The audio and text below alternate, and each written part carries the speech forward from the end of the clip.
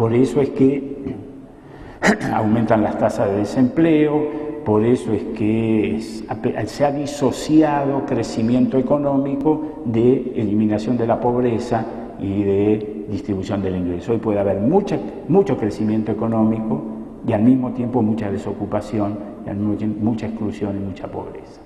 En términos económicos, lo que vemos es que tenemos una economía basada en el uso intensivo de conocimientos que se renuevan a una velocidad muy alta, pero con una fuerte potencialidad excluyente, ya que rompe la cohesión, rompe la idea de que estamos todos adentro del mismo modelo y deja fuera a muchos, lo cual va a plantear necesidades importantes desde el punto de vista de la solidaridad, desde el punto de vista de la cohesión social, que veremos luego.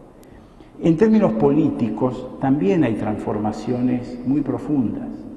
La gran categoría de la organización política tradicional fue y es la idea de nación. Todos podíamos ser católicos, judíos, protestantes, lo que sea, pero éramos mexicanos, o franceses, o argentinos, o bolivianos, o brasileños. La idea es generar adhesión a esa entidad abstracta que es la nación.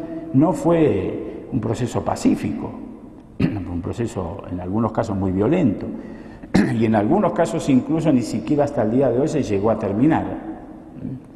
Pero esa idea, la idea de la organización del Estado-nación, hoy está entrando también en crisis. Muchos de los problemas que tenemos que enfrentar como ciudadanos son problemas supranacionales que no se resuelven en el ámbito de nuestras fronteras, el cuidado del medio ambiente, el tema incluso del delito, el control del delito es un tema internacional, hay temas de control de enfermedades, epidemias, el SIDA, la vaca loca, el genoma humano, una cantidad enorme de problemas muy importantes hoy exigen un control político supranacional. Pero también al erosionarse la idea de nación por la aparición de entidades supranacionales, vuelven a resurgir los localismos, vuelven a resurgir las demandas de reconocimiento de identidades anteriores a la construcción de la nación. ¿Cómo formar al ciudadano? ¿Cuál es realmente la tarea de la educación y en qué estamos enfrentados en términos de formación de la ciudadanía? Una ciudadanía que exige mucho más manejo de información que antes, que a su vez exige también nuevas instancias de solidaridad y de lealtades distintas a las que teníamos o las que veníamos manejando tradicionalmente. Y en términos culturales también hay modificaciones muy importantes que tienen que ver tanto con los contenidos de nuestros valores culturales como con las instituciones transmisoras de esos valores culturales. Hasta no hace mucho, las grandes instituciones transmisoras de cultura eran la familia, la escuela, y fuera de los ámbitos de la familia y la escuela, bueno, las instituciones como la iglesia o las iglesias, el propio trabajo, la empresa como entidad socializadora. Bueno, todo esto también hoy está cambiando. Los hijos, las hijas entran muy tempranamente en instituciones de socialización secundaria, jardines de infantes, guarderías, etcétera, que socializan muy tempranamente sin la carga afectiva con la cual se hacía la socialización en el seno de la familia. Y en otros contextos, particularmente contextos de pobreza, de marginalidad, de pobreza extrema, hay procesos muy fuertes de disolución familiar, donde la ausencia de la figura paterna es probablemente la característica más importante. Entonces ahí tenemos un fenómeno fuerte, insisto, de cambio en términos culturales.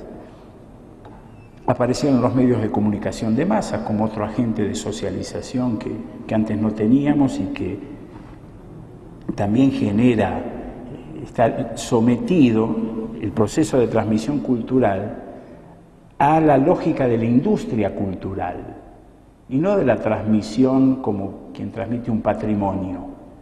Los medios de comunicación transmiten aquellos valores que se venden, para los cuales había audiencia. El día que dejó de haber audiencia se cambió el valor y se transmite otra cosa. el hecho de poner la cultura en el marco de la industria cultural hace que entonces la cultura también esté sometida a las leyes del mercado. Lo que se compra, lo que se vende, y deja de ser algo intangible que se transmite independientemente de quién puede o no comprarlo. Pero lo que les quiero decir es que estamos viviendo un proceso muy profundo de transformación. Y que frente a eso, entonces, la escuela, la educación, los maestros, los profesores, no podemos permanecer impunes y sin... Los cambios se nos imponen, los querramos o no. Y en ese contexto es que toma sentido esta idea de estos dos pilares que les acabo de mencionar, del aprender a aprender y del aprender a vivir juntos. ¿Por qué? Tratemos de ver en función ahora de esta breve descripción de los cambios que les hice, el por qué estos dos pilares. Fíjense, el primero, este del aprender a aprender, tiene que ver con los nuevos desafíos desde el punto de vista cognitivo, desde el punto de vista de la educación como dimensión que tiende a desarrollar la inteligencia, el aprendizaje de las personas. En el sistema tradicional, que hoy podemos llamar tradicional, la educación era una etapa de la vida en la cual lo que uno aprendía le iba a servir para muchos años de desempeño profesional, de desempeño ciudadano, para muchos años de vida activa. Lo que uno aprendía en la universidad, lo que uno aprendía en la escuela, le permitían desempeñarse por muchos años. Hoy ya sabemos que lo que sabemos sobre algún tema hoy va a ser obsoleto en pocos años más. El conocimiento es esencialmente inestable. Si hay algo que cambia, es el conocimiento. El conocimiento es una cosa que se renueva y se renueva a una velocidad cada vez mayor. Quiere decir que lo que hoy sabemos, las informaciones que hoy disponemos sobre determinado fenómeno, van a ser obsoletas en poco tiempo más. Y que entonces vamos a tener que educarnos a lo largo de toda la vida. Esto quiere decir que desde el punto de vista cognitivo, entonces, el gran desafío de la educación es enseñar el oficio de aprender. Porque eso es lo que vamos a tener que hacer toda la vida.